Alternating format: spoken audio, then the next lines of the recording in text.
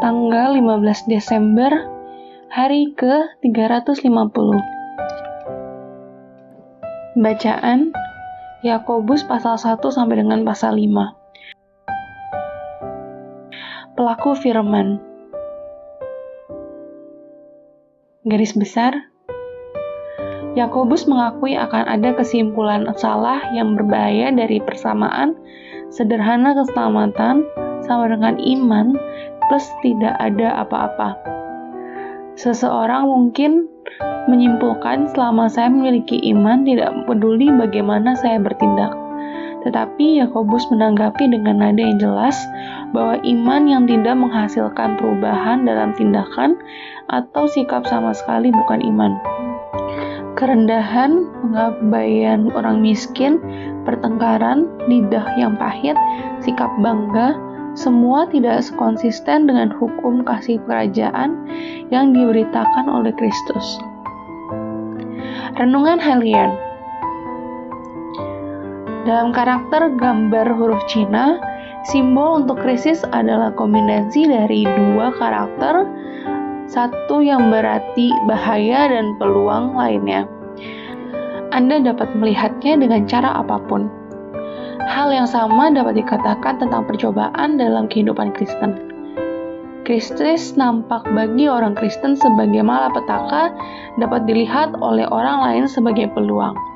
Anda dapat melihat masalah Anda sebagai tujuan dan sukacita jika Anda melihatnya dari sudut pandang Allah. Iman yang teruji menghasilkan ketahanan, pasal 1 ayat 3, kedewasaan, pasal 1 ayat 4, dan berkat yang berlimpah dari Tuhan, pasal 1 ayat 12. Sewaktu Anda membaca buku Yakobus, bagaimana Anda akan mengurungkan berbagai ujian iman yang Anda temukan? Apakah Anda menemukan beberapa krisis yang sama dengan yang Anda hadapi saat ini? Di sebelah ujian yang terlihat dengan familiar yang ada pada daftar ujian tersebut, berilah tanda centang. Kemudian renungkan pertanyaan ini. Jika Tuhan menghendaki masalah-masalah ini sebagai kesempatan bagi saya untuk berkumpul dan bukan sebagai bahaya bagi saya untuk ditakuti, bagaimana saya dapat bekerja sama dengannya untuk memanfaatkan semua cobaan latihan iman ini? Tutuplah waktu Anda dengan Tuhan hari ini dengan memberitahu Dia ada yang ingin Anda lakukan dengan perspektif baru tentang masalah Anda.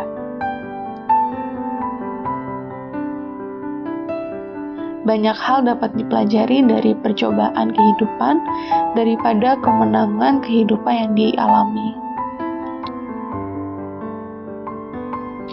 Pendalaman racun lidah yang 3 kali. Yakobus 3 ayat 10-12. Fitnah telah disebut lidah ketiga, menimbulkan luka pada 3 orang sekaligus, pembicara, pendengar, dan yang dibicarakan. Menurut Yakobus, mustahil untuk memuji Tuhan dan meracuni orang lain secara bersamaan. Pasal 3 ayat 10-12. Cobalah membaca Mazmur pujian dengan keras di saat Anda merasa ingin melampiaskan kesalahan yang Anda lihat pada orang lain. Apakah Yakobus menguping di bukit? Yakobus pasal 5 ayat 1. 4 ayat dalam kitab Yakobus sesuai dengan petikan-petikan dari khotbah di bukit yang terkenal. Bacalah Matius pasal 5 ayat 10-12, ayat 34-37, pasal 7 ayat 16-20, ayat 24 dan 26. Dapatkah Anda menemukan 4 kiasan yang berhubungan dengan bacaan hari ini? Amin. Tuhan Yesus memberkati.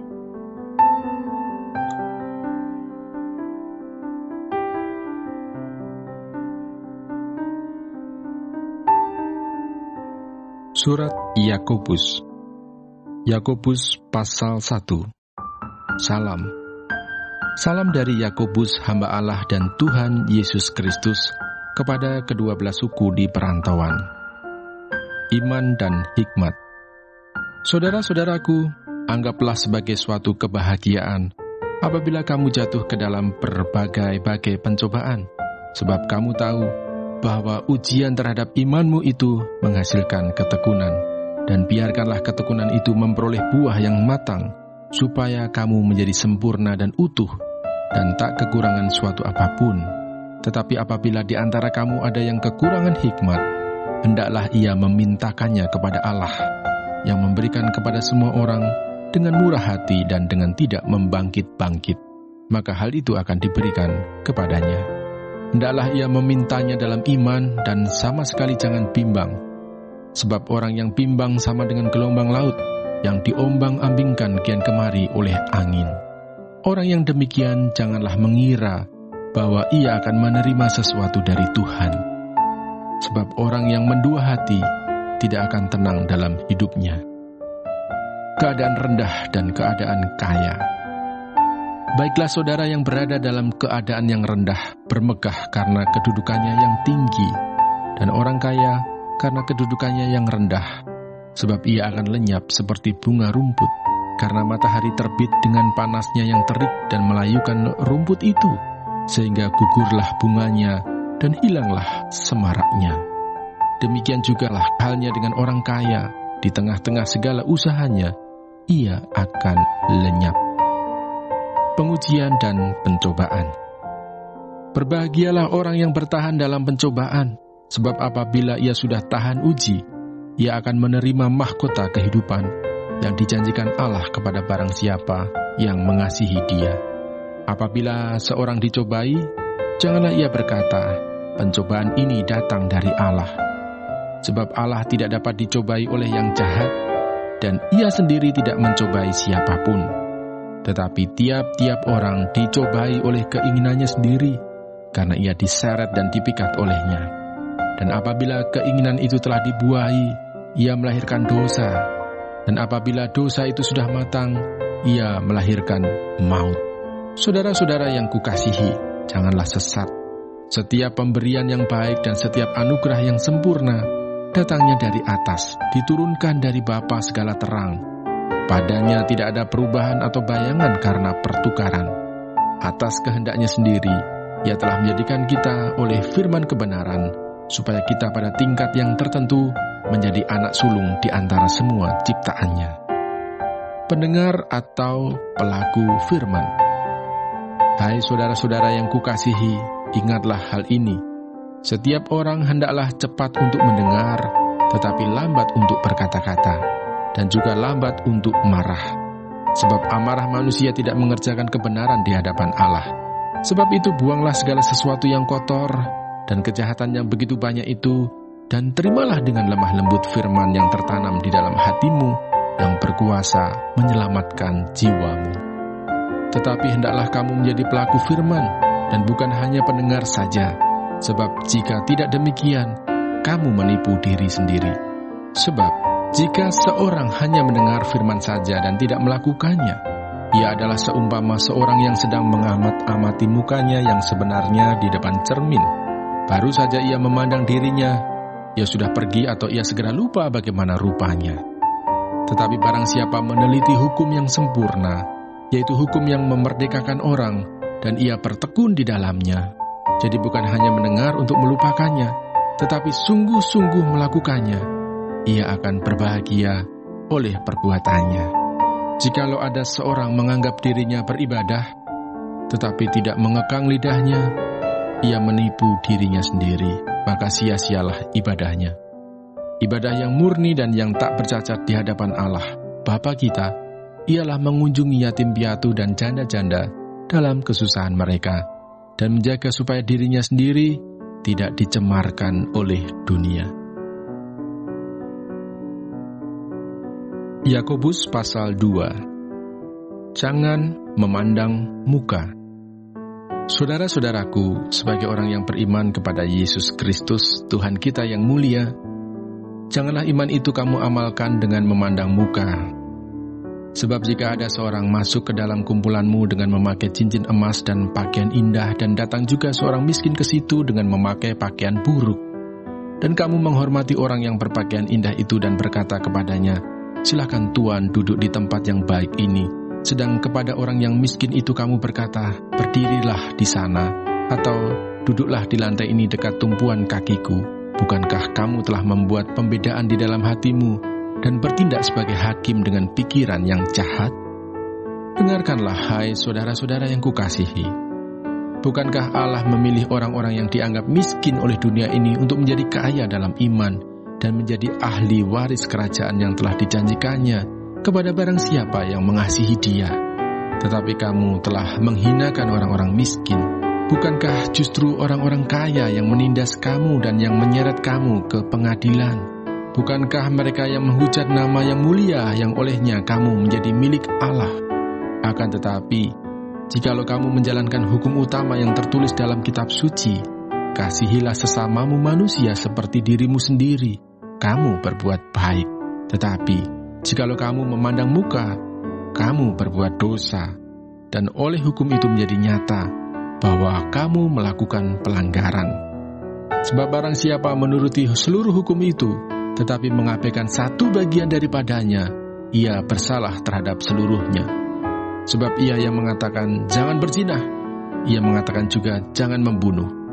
Jadi jika kamu tidak berzina tetapi membunuh, maka kamu menjadi pelanggar hukum juga.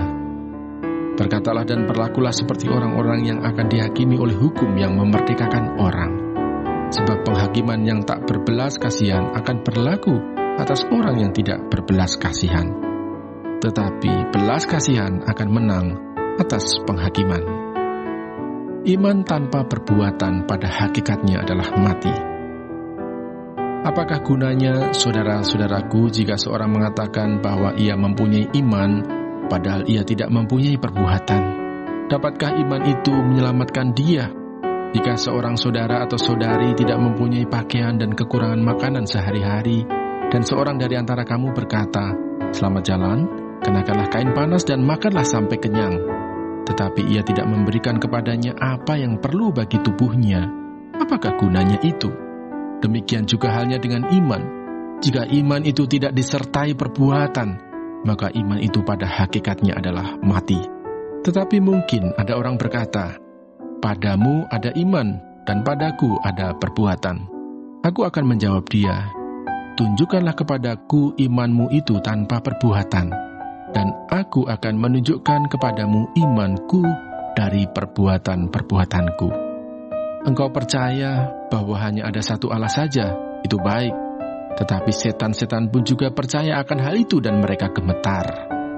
Hai manusia yang bebal, maukah engkau mengakui sekarang bahwa iman tanpa perbuatan adalah iman yang kosong? Bukankah Abraham bapa kita dibenarkan karena perbuatan-perbuatannya ketika ia mempersembahkan Ishak anaknya di atas mezbah? Kamu lihat bahwa iman bekerja sama dengan perbuatan-perbuatan, dan oleh perbuatan-perbuatan itu iman menjadi sempurna. Dengan jalan demikian genaplah nas yang mengatakan, lalu percayalah Abraham kepada Allah, maka Allah memperhitungkan hal itu kepadanya sebagai kebenaran. Karena itu Abraham disebut sahabat Allah. Jadi kamu lihat bahwa manusia dibenarkan karena perbuatan-perbuatannya dan bukan hanya karena iman. Dan bukankah demikian juga Rahab pelacur itu dibenarkan karena perbuatan-perbuatannya ketika ia menyembunyikan orang-orang yang disuruh itu di dalam rumahnya, lalu menolong mereka lolos melalui jalan yang lain. Sebab seperti tubuh tanpa roh adalah mati, demikian jugalah iman tanpa perbuatan-perbuatan adalah mati. Yakobus pasal 3. Dosa karena lidah. Saudara-saudaraku, janganlah banyak orang di antara kamu mau menjadi guru, sebab kita tahu bahwa sebagai guru kita akan dihakimi menurut ukuran yang lebih berat. Sebab kita semua bersalah dalam banyak hal. Barang siapa tidak bersalah dalam perkataannya, ia adalah orang sempurna yang dapat juga mengendalikan seluruh tubuhnya. Kita mengenakan kekang pada mulut kuda, sehingga ia menuruti kehendak kita. Dengan jalan demikian, kita dapat juga mengendalikan seluruh tubuhnya. Dan lihat saja kapal-kapal, walaupun amat besar dan digerakkan oleh angin keras, namun dapat dikendalikan oleh kemudi yang amat kecil menurut kehendak jurumudi. Demikian juga lidah, walaupun suatu anggota kecil dari tubuh, namun dapat memegahkan perkara-perkara yang besar. Lihatlah, betapapun kecilnya api, ia dapat membakar hutan yang besar. Lidah pun adalah api. Ia merupakan suatu dunia kejahatan dan mengambil tempat di antara anggota-anggota tubuh kita sebagai sesuatu yang dapat menodai seluruh tubuh dan menyalakan roda kehidupan kita, sedang ia sendiri dinyalakan oleh api neraka. Semua jenis binatang liar, burung-burung, serta binatang-binatang menjalar dan binatang-binatang laut dapat dijinakkan dan telah dijinakkan oleh sifat manusia. Tetapi tidak seorang pun yang berkuasa menjinakkan lidah. Ia adalah sesuatu yang buas, yang tak terkuasai dan penuh racun yang mematikan. Dengan lidah kita memuji Tuhan Bapa kita, dan dengan lidah kita mengutuk manusia yang diciptakan menurut rupa Allah. Dari mulut yang satu keluar berkat dan kutuk. Hal ini, saudara-saudaraku, tidak boleh demikian terjadi. Adakah sumber memancarkan air tawar dan air pahit dari mata air yang sama? Saudara-saudaraku, adakah pohon ara dapat menghasilkan buah zaitun, dan adakah pohon anggur dapat menghasilkan buah ara? Demikian juga mata air asin tidak dapat mengeluarkan air tawar. Hikmat yang dari atas. Siapakah di antara kamu yang bijak dan berbudi? Baiklah ia dengan cara hidup yang baik menyatakan perbuatannya oleh hikmat yang lahir dari kelemah lembutan. Jika kamu menaruh perasaan iri hati dan kamu mementingkan diri sendiri, janganlah kamu memegahkan diri dan janganlah berdusta melawan kebenaran.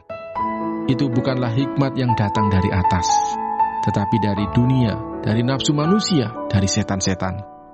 Sebab di mana ada iri hati dan mementingkan diri sendiri, di situ ada kekacauan dan segala macam perbuatan jahat.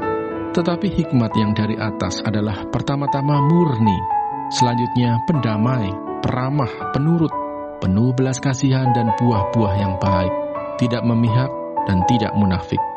Dan buah yang terdiri dari kebenaran ditaburkan dalam damai untuk mereka yang mengadakan damai. Yakobus pasal 4. Hawa nafsu dan persahabatan dengan dunia.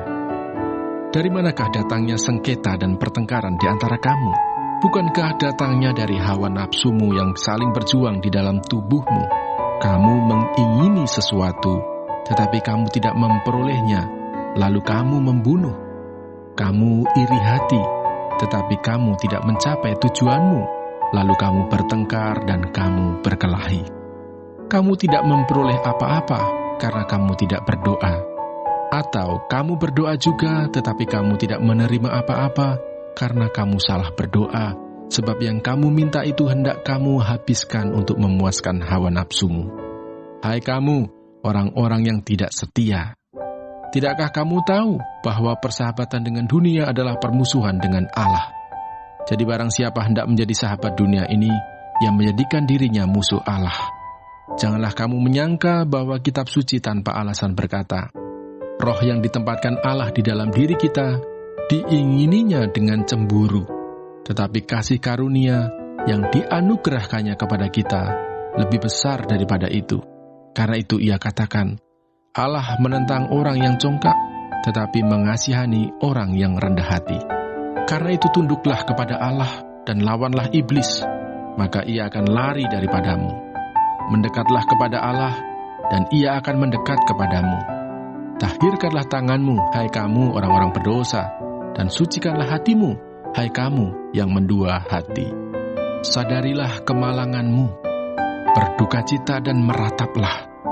Hendaklah tertawamu kamu ganti dengan ratap, dan sukacitamu dengan dukacita.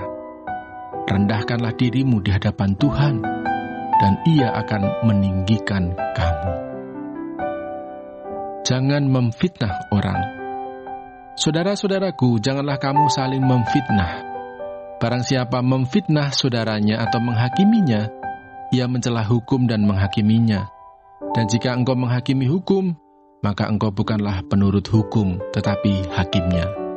Hanya ada satu pembuat hukum dan hakim, yaitu Dia yang berkuasa menyelamatkan dan membinasakan. Tetapi siapakah engkau, sehingga engkau mau menghakimi sesamamu manusia? Jangan melupakan Tuhan dalam perencanaan. Jadi sekarang, hai kamu yang berkata, hari ini atau besok kami berangkat ke kota Anu, dan di sana kami akan tinggal setahun dan berdagang serta mendapat untung.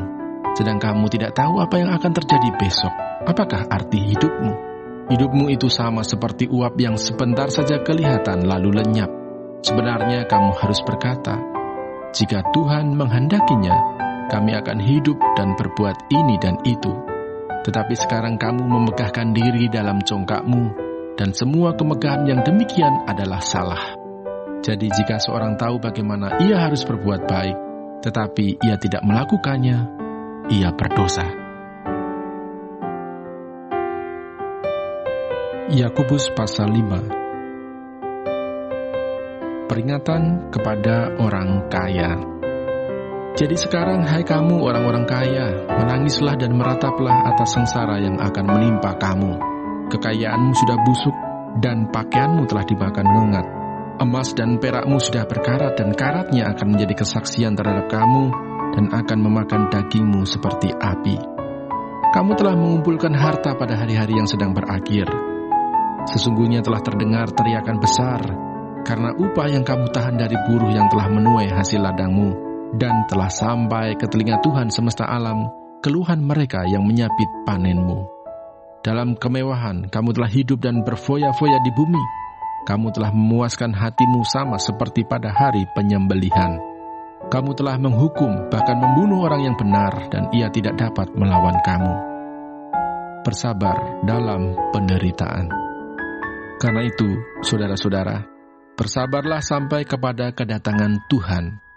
Sesungguhnya, petani menantikan hasil yang berharga dari tanahnya, dan ia sabar sampai telah turun hujan musim gugur dan hujan musim semi. Kamu juga harus bersabar dan harus meneguhkan hatimu, karena kedatangan Tuhan sudah dekat. Saudara-saudara, janganlah kamu bersungut-sungut dan saling mempersalahkan, supaya kamu jangan dihukum. Sesungguhnya, hakim telah berdiri di ambang pintu. Saudara-saudara, turutilah teladan penderitaan dan kesabaran para nabi yang telah berbicara demi nama Tuhan. Sesungguhnya kami menyebut mereka berbahagia, yaitu mereka yang telah bertekun. Kamu telah mendengar tentang ketekunan Ayub dan kamu telah tahu apa yang pada akhirnya disediakan Tuhan baginya. Karena Tuhan Maha Penyayang dan penuh belas kasihan. Mengenai sumpah dan doa untuk orang sakit. Tetapi yang terutama, saudara-saudara, janganlah kamu bersumpah demi sorga maupun demi bumi atau demi sesuatu yang lain.